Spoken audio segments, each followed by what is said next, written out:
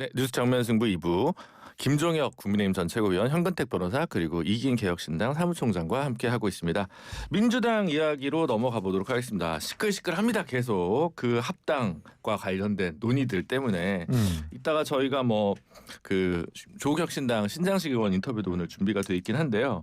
일단 정청래 대표 주로 이제 그 이현주, 황명선, 강득구 이게 세게 지금 뭐랄까요, 합당 반대를 얘기하시는 분을 차례차례 만났다고 하는데, 지금 여기도 민주당 텔레그램도 또 하나 드러난 게 몇 개 있어요. 미략 텔레그램이 있었고, 그다음 두 번째가 지금 누구죠? 진성준 의원이었나요? 질서 있는 토론을 최대한 합시다라고 하는 의원들 모여 있는 텔레그램 사진도 찍혔는데, 어떻게 정리되는 겁니까, 현 변호사님? 아니, 저는 일단은 이 텔레그램에 의원들 들어보면 네. 보호 필름 붙여도 네. 바로 적극으로 찍힌대요. 보호 필름 붙여도 소용이 없어요. 소용이 없대요. 지금 여야 다 지금 많이 찍히는데, 저 국방부 들어갈 때는 핸드폰 다 두고 가거든요. 네. 청와대 들어갈 때도 그렇죠. 다 두고 가죠. 네. 다 두고 가서 아마 이제 본회의장도 조만간 이제 핸드폰 다 두고 가라고 할 것 같아요. 오히려 그게 나은 것 같아요. 왜냐면 이게 다 텔레그램 나와가지고 문자인데, 네. 어제 하루 종일 아마 텔레그램에 보낸 국무위원이 누구고 받은 국회의원이 누구냐고 네. 당내에서 아마 여러 가지 설들이 돌던데, 결론은 모르겠습니다만 지금 이제 정청래 대표도 좀 수습하고 싶은 것 같아요. 왜냐하면 이게 예전에 민주당도 예전에 봉숭아합당 할 자로 맨날 최근에도 싸우고 맨날 이랬을 때 사실 그게 계속 남거든요. 네. 그러니까 오히려 이거 비공개 회의에서 이런 얘기하는 건 상관없어요. 공개 회의 때부터 기자들이 있고 이럴 때니까, 그럴 때는 이런 이제 험악한 얘기들이 안 나오는 게 좋은데, 조금 아쉬움은 있어요. 미리 이렇게 좀 미리 얘기를 하고 이랬으면 그렇지는 않을 것 같은데, 아마 오늘 6시에 1인 1표하고 사실은 합당하고 직접 관계는 없어요. 원래는 관계는 없는 거죠. 1인 1표는 옛날부터 계속 하자던 얘기고, 그쵸. 합당은 최근에 나온 얘기니까. 네. 근데 미묘하게 이게 이제 관련된 것처럼 돼버렸어요. 그러니까 지난번에 정족수가 안 됐는데 네. 이거는 투표기간 늘려서, 저는 개인적으로는 통과될 수도 있다고 보는데, 만약에 합당 문제가 없었으면 무난히 통과됐을 거예요. 네. 왜냐하면 1인 1표 너무나 당연한 얘기인데 그걸 아직도 얘기하고 있으니까. 근데 지금 합당에 마치 찬반처럼 이제 투표처럼 돼 있어서 아마 이게 통과가 안 되면 합당 논의도 좀 이제 계속 끌고 가기 쉽지 않은 상황이 될 수도 있죠. 정족수 부족으로 지난번처럼 그냥 무산되는 가능성도 있지 않아요? 그러면? 그게 아마 이제 투표를 안 한다는 얘기, 투표기간 늘렸음에도 불구하고 투표 안 한다는 얘기는 약간 사실상 반대한다는 얘기거든요. 네. 그러니까 여러 가지 가능성이 있다고 보여요. 지난번 문정복 이성윤 최고위원 입성한 이번 최고위 선거에서 당원 투표 말고 중앙위원들의 투표율을 보면 네. 91%가 넘었어요. 네, 투표율이. 지난번 1인 1표제 부결됐을 때 투표율을 보면 61% 정도 됩니다. 네. 30%의 간극이 있어요. 그런 투표를 못한 게 아니라 안 한 거거든요. 그러니까 중앙위원들은 여전히 정청래 대표 체제에서 아직은 좀 섣부르다 내지는 인정을 안 하고 있는 감이 있는 것 같은데, 네. 한 번 부결됐으면 다시 한번 기회를 줘보겠다라는 심리가 있을 법도 하지만 이번에 이 합당 논의 때문에 불가피하게 이것까지 부결되면서 합당까지 뭔가 좀 동력을 축소하게 되는 것은 아니냐. 왜냐하면 일단 미락설까지 나오고 있죠. 그리고 최고위원들한테 먼저 뭔가 당 지도부나 당내 의견 수렴이 먼저여야 되는데 조국 대표를 먼저 만났다는 거 아니에요. 순서가 거꾸로 됐어요. 네. 보통은 당내에서 의견 수렴 해놓고 그 다음에 조국 대표를 만나가지고 합당하자라는 게 정상적인 순서일 텐데 지금 거꾸로 되니까 이걸 지금 생중계에 되니 당원들도 그렇고 당내 구성원들도 그렇고 당연히 반발하는 거죠. 그리고 조정해야 될 이해관계들이 너무나 많습니다. 출마자도 그렇고 지역위원장도 그렇고, 특히 뭔가 조국혁신당은 지방선거에서 매기가 되겠다고 하면서 전국에 출마자 모집한다라는 현수막을 다 달아놨단 말이에요. 네. 제가 듣기로는 출마자들 상당히 많아요. 어떻게 할 겁니까? 경선 붙일 거예요? 거기다가 정당법에서 제가 다른 방송에서도 말씀드렸지만 유급 사무처 당직자 200명밖에 못 쓴단 말이에요. 네. 중앙당 100명에 시도당 100명. 그렇죠. 그러면 조국혁신당 직원들이 들어오는 것만큼 민주당 직원들이 빠져줘야 되는 건데 고용승계 어떻게 할 겁니까?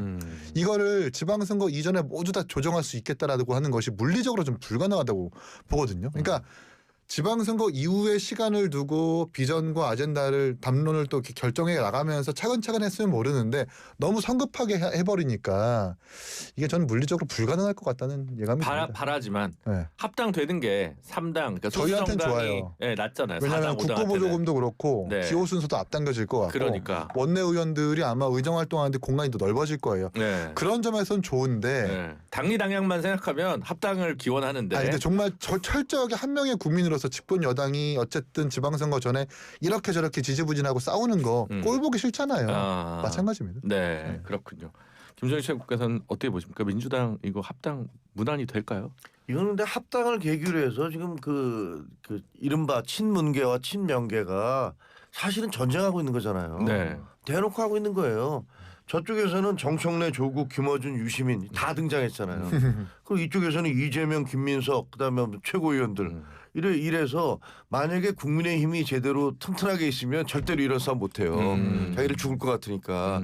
그러니까 내부적으로 이제 어떻게 쉬쉬쉬하면서 했을 거예요. 근데 지금 이제 우리 쪽에서 하도 비실비실하니까 야 이건 신경도 안 쓴다. 뭐 국민의힘이든 개혁신당이든 뭐 신경 안 써. 우리끼리 싸운다 하더라도 네. 우리는 여전히 지지도 높아. 이러는 것 같아요.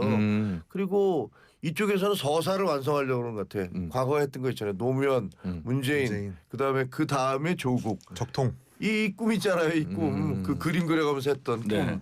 이 꿈을 완성시키려는 게 김어준과 유시민 같고 그러니까 이걸 이제 내세워서 어떻게 해서든지 밀어붙이려고 하는 것 같고 이쪽에서 보면 시대가 어느 시대인데 지금 여태까지 그런 운동권 생각하고 있느냐라고 얘기하는 어떻게 보면 굉장히 좀 실용주의적인 그런 생각을 대통령과 그 주변의 사람들은 하는 것 같고 이게 두 개 충돌하고 있어서 어떻게 될지 좀 지켜봐야 되겠어요. 근데 좀 웃기긴 해요. 그러니까 이기인 사무총장 말씀처럼 지금 사실 오늘부터 시도지사와 예비후보 등록은 시작됐거든요. 네. 그럼 예비후보 등록을 하면 사실은 당내에서는 어느 정도 선거운동이 들어가는 거란 말이죠. 그런 말씀처럼 예를 들어 지금 좀 있으면 이제 기초단체 들어가고 시도위원도 이제 들어가는데 그럼 나중에 이거를 만약에 뭐 합당을 하면 또 경선을 또 해야 되는지 아니 경선 후보가 되는지 해서 이걸 빨리 끝내야 돼요. 빨리 안 끝내면 후보 등록한 다음에 합당하잖아요. 네. 굉장히 복잡해집니다. 복잡해지겠죠. 복잡해져요. 네. 복잡해지고 또 선거 경선도 그럼 했다가 두 번 해야 되는 상황도 생길 수 있어서 이게 제가 보기에는 그러니까 선거 앞두고는 전격적으로 하지 않으면 이 문제 이게 이렇게 막 논의하기 해서 쉽지 않아요. 근데 이게 만약에 안 되면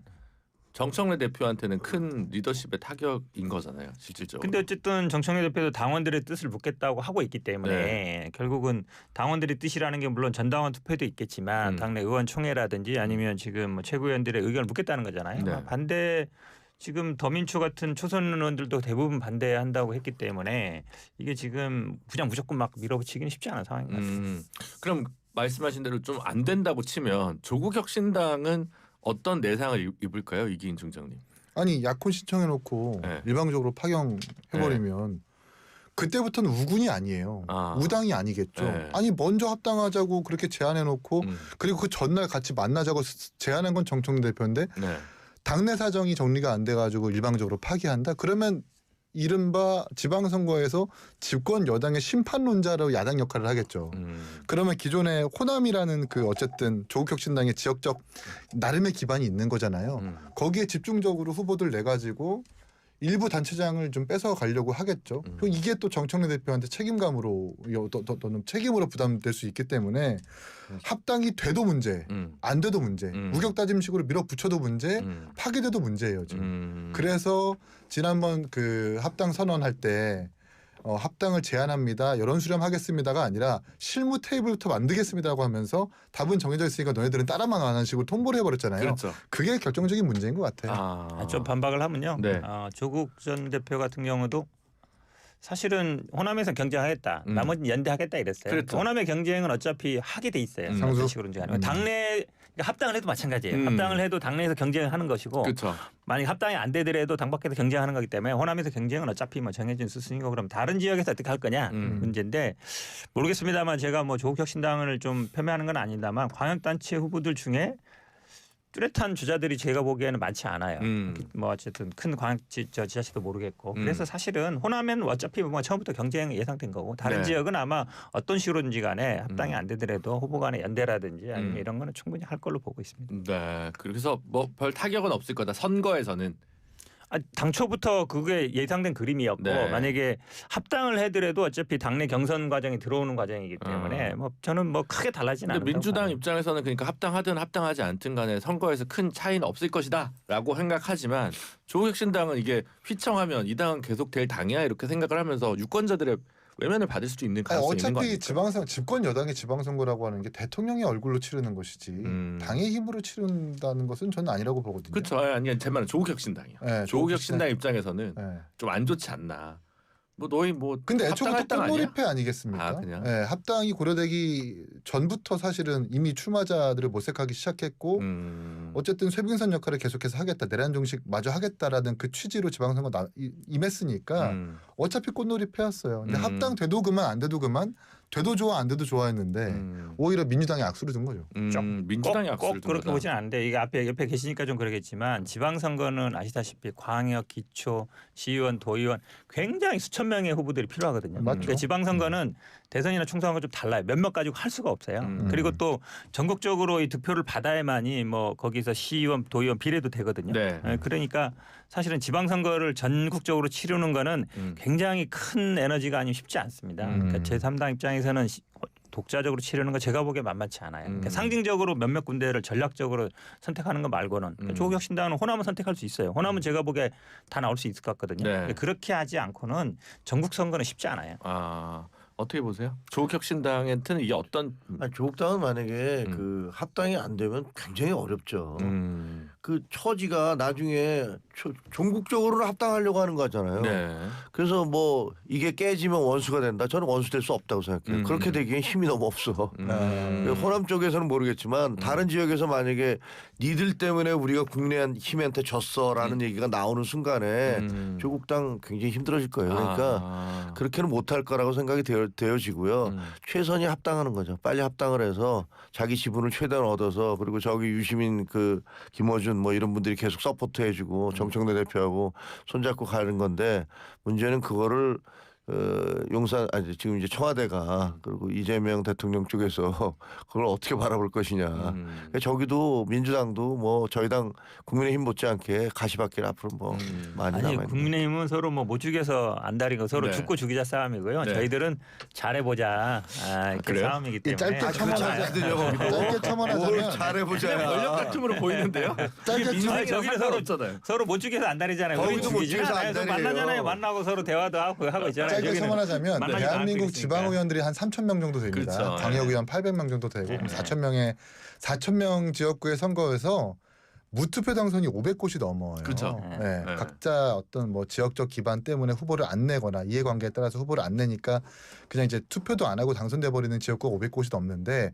그래서 사실 조국혁신당이나 저희 개혁신당이 어려워도 역할을 해야 된다고 좀 보거든요. 그러니까 정당의 사무총장으로서는 합당돼 버려 가지고 저희한테 이익이 오는 점에서는 그게 좋은데 한 명의 국민으로서는 자꾸 이렇게 양당에 대한 극단적인 양당 체제가 너무나 확고해지니까 그게 네. 과연 국민들한테 좋은 것인가? 뭐가 좋냐? 예, 아. 좀 판단해 보셨으면 좋겠습니다. 알겠습니다. 그게 과연 그러니까 이게 뭐가 좋을까요? 합당하면 국민들한테 그거는 좀 약간 의문이 들기는 하더라고요. 아니, 그러니까 뭐 합당 안 해도 나쁘다는 건 아니고 뭐 저도 모르겠습니다. 한번 지켜보시죠.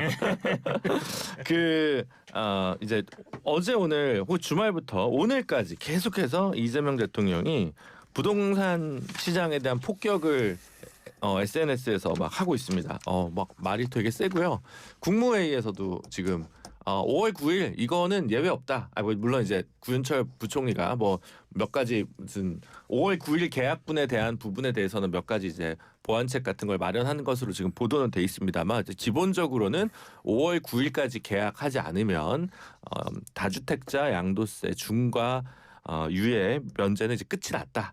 이렇게 이제 봐야 되는데 더 세지고 있습니다. 하루로 끝나는 게 아니라 아예 그냥 드라이브를 걸 것 같은데 어떻게 보십니까? 일단은 이건 아마 지금 현재 지금 우리 민주당 내 합당 문제로 시끄러니까 제가 보기에 아마 프레임 전환 시도도 좀 있다고 봐요. 첫 번째는 왜냐하면 대통령이 어쨌든 주제를 던졌을 경우는 이게 이슈화가 안 될 수가 없거든요. 그렇죠. 그러니까 그런 부분도 좀 있는 것 같고 두 번째는 아마 서울시장 선거가 민주당이 항상 어려웠을 때가 이제 부동산 문제로 항상 어려웠거든요. 그렇죠. 부동산 문제 때문에 항상 2030 표가 많이 이탈되고 이랬었는데 그런 부분에 대해서도 일단은 좀 있는 것 같고 또 한 가지는 아마 어쨌든 코스피 5천 뭐 올라갔다 내려갔다 합니다만 그래도 잃었거든요. 결국은 이게 뭐 자산 시장이라는 게 부동산과 주식 이렇게 크게 나눌 수 있는데 일단 주식 시장에서 어느 정도 좀 잃었다 이런 어떤 자신감의 좀 배경도 있는 것 같고요. 그다음에 많은 분들이 이제 생각하는 게 결국 선거 앞두고는 세금은 못 건들 것이다 이런 생각을 많이 하거든요. 이게 사실 증세는 아니지만 그동안 다주택자 양도세 중과가 4년 4번 이상 이제 유예되다 보니까 아마 많은 분들이 이번에도 뭐 선거 앞두고 유예하지 않겠냐 이 생각을 하고 있는데 그걸 정면으로 이제 반박하는 거거든요. 유예 않겠다. 말씀하신 것처럼 원래는 5월 9일 전에 소유권 이전 등기나 잔금을 치러야 됩니다. 근데 그걸 조금 유예를 주겠다라고 네. 하고 있고 저는 아마 어제 좀 가장 중요한 시그널이 그러면 그 질문을 하거든요. 청와대에 있는 공직자들은 어떻게 할 거야? 네. 다주택자 네. 팔아라 하고 있거든요. 네. 그래서 아주 중요하다고 봅니다. 네. 왜냐하면 그 부분을 언론이 계속 비판하거든요. 그렇죠.